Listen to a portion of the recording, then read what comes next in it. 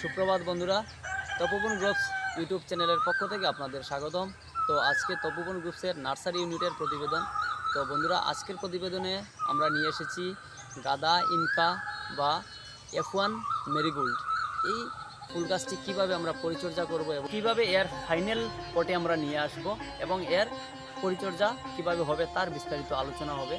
তো এর 5টি স্টেপ থাকবে, এই 5টি স্টেপ আপনাদের সামনে। এবার শুরু হবে রিপোর্টিং এবং এর পরিচর্যা। তো এর প্রথম স্টেপে থাকবে আমাদের পট নির্বাচন, গাছ সিলেকশন এবং মাটিটাকে কিভাবে আমরা রেডি করব, মাটিটা প্রিপারেশন। ঠিক আছে, তো আমি এখান থেকে একটি গাছ নিয়ে নেব বাছাই করে। এই হলো একটি ইনকা গাদা, যেটা F1 হাইব্রিড ভ্যারাইটির। তো এই হলো এই গাছের আসল শেপ। এই গাছটাকে আমরা আমাদের খেয়াল করতে হবে এর রুটটা কোন অংশে বেশি আছে, কোন দিকে রুটটা যাচ্ছে। ঠিক আছে, তো দেখা গেছে এখানের মধ্যে অনেকগুলো ছোটো ছোটো ছোটো ছোটো রুট রয়েছে। এই উপরে যে রুট থাকবে এই রুট দিয়ে কিন্তু ওরা খাবার সংগ্রহ করে পাতার মধ্যে আনবে। ঠিক আছে, তো এবার আমাদের খাবারটাকে এই জায়গার মধ্যে একদম সিস্টেম করে আমরা দিয়ে দেবো। আমরা প্রথম হচ্ছে পট সিলেকশন। তো এমনভাবে এমন একটা পট নিতে লাগবে যার মধ্যে ড্রেনেজ সিস্টেমটা ভালো হয়। তো এই ধরনের পটের মধ্যে কিন্তু ড্রেনেজ সিস্টেমটা খুবই ভালো হবে। এই থার্মোফর্মিং পটের মধ্যে করতে পারেন, অথবা এই যে সিস্টেম রয়েছে যেগুলোর জল নিকাশি ব্যবস্থাটা ভালো হয়, এই ধরনের টপ। তো আমি এই টপে লাগিয়ে দেখাবো। তো এইবার ফার্স্ট স্টেপে হয়ে গেল আমাদের টপ নির্বাচন। তারপরে থাকবে সয়েল ট্রিটমেন্ট। তো এই মাটিটাকে আমরা 15-20 দিন আগে থেকে ভালো করে পাইলিং করা হয়েছে। পাইলিংয়ের মধ্যে আমরা দিয়েছি গোবর, ভার্মি কম্পোস্ট, এর সঙ্গে কিছু SSP দেওয়া হয়েছিল। এই 2-3টে জিনিস দিয়ে ভালো করে মাটিটাকে মিক্সড করা হয়েছে। এবার এই মাটি দিয়ে আমরা করব এবং এই মাটিটাকে যে দেব এবং কোন পর্যায়ে আমরা এটাকে প্রতিস্থাপন করব, এটার উপরে নির্ভর করবে এর গাছের ফুলের আকৃতি, এই গাছের একদম সৌন্দর্যটা নির্ভর করবে। এখানের মধ্যে মাটি আমরা দিয়ে দিয়েছি। এর মধ্যে আমরা কি দেব, কিছু পরিমাণ ভার্মি কম্পোস্ট, আর এর মধ্যে রয়েছে DAP রয়েছে। তো DAP আমরা 2-3টে জাতের DAP আমরা কিন্তু একসঙ্গে মিক্সড করে দিয়েছি। এর মধ্যে অর্গানিক DAP রয়েছে, রাসায়নিক DAP রয়েছে। এর মধ্যে 3টে আইটেমের DAP আমরা একসঙ্গে মিশিয়ে তারপর 1 মুঠ পরিমাণ এখানে দিয়ে দিলাম। সম্পূর্ণরূপে এটা মিক্সড করার পর এই মাটিটাকে আমরা মিক্সড করব। এই হলো 2টা স্টেপ আমাদের চলে গেল। এবার ফাইনাল একটি স্টেপ রয়েছে। এবার এটাকে আমরা প্রতিস্থাপন করব।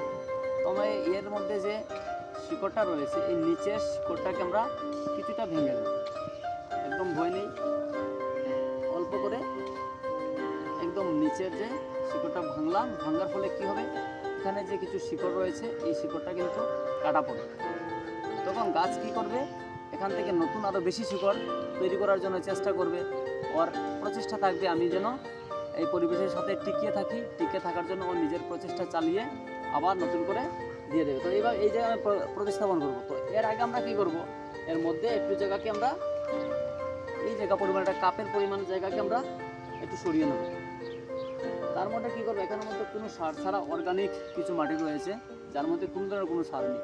এই মাটি দেবো কিছু, আর এর সঙ্গে ভার্মি কম্পোস্ট,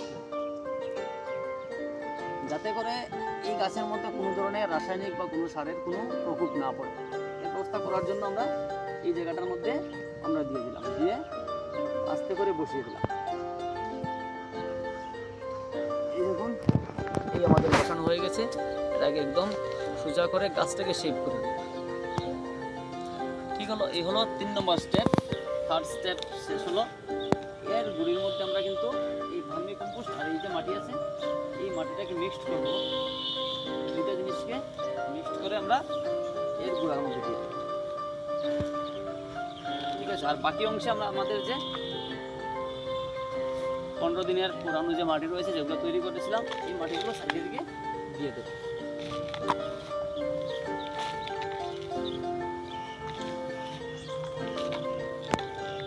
তো এবার এই গাছের সেটিং করা হয়ে গেছে। এবার আমরা লাস্ট জল দেব। তো এর আগের কিছু কাজ রয়েছে, কিছু কারিকুলাম রয়েছে যেগুলোর সাহায্যে গাছটা আরও সুন্দর হবে।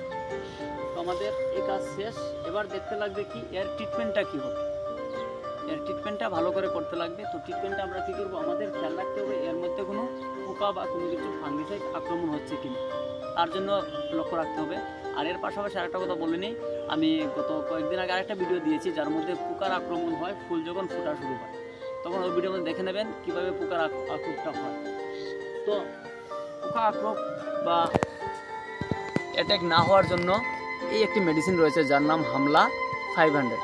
এটাকে লিটারে 1 ml, 2 ml দিতে লাগবে না, যেহেতু গাছ আছে। 1 ml আমরা কতদিন করে দেবো, 15 থেকে 20 দিন করে একবার স্প্রে করব। যদি আমরা স্প্রে করি তাহলে এর মধ্যে কোনো ইনসেকটিসাইড অ্যাটাক করবে না, ঠিক আছে। আর এর জন্য একটু গ্রো হওয়ার জন্য আমরা একটা লিকুইড অর্গানিক ফার্টিলাইজার রয়েছে বায়োফিক্সড কোম্পানির, সব ধরনের গাছের মধ্যে দেওয়া যায়। এই অর্গানিক লিকুইডটা আমরা কিন্তু দিই। এই অর্গানিক লিকুইডটা যদি দিই তাহলে কী হবে, এর শিকড়ের যে পরিমাণটা অনেক গুণে বেড়ে যাবে এবং এই রুটটাকে খুব সুন্দর করে সুস্থ সবল রাখবে এবং গাছের খাবার সংগ্রহ করার জন্য খুব উপযোগী ভূমিকা নিয়ে এই লিকুইড অর্গানিক ফার্টিলাইজারটা, এটা আমরা ভিজিয়ে জলের সঙ্গে দিয়ে দেবো। তো এই হচ্ছে আমাদের গাছের মেইন প্রতিস্থাপন এবং মেইন পরিচর্যা। আর কি করতে লাগবে, এই গাছকে আমরা যখন জল দিয়ে দেব, যখন মাটিটা একদম টাইট হয়ে যাবে 5-6 দিন পরে পরে এর সাইডে দিয়ে গুঁড়াই করতে লাগবে। এর সাইডে দিয়ে গুঁড়াই করব।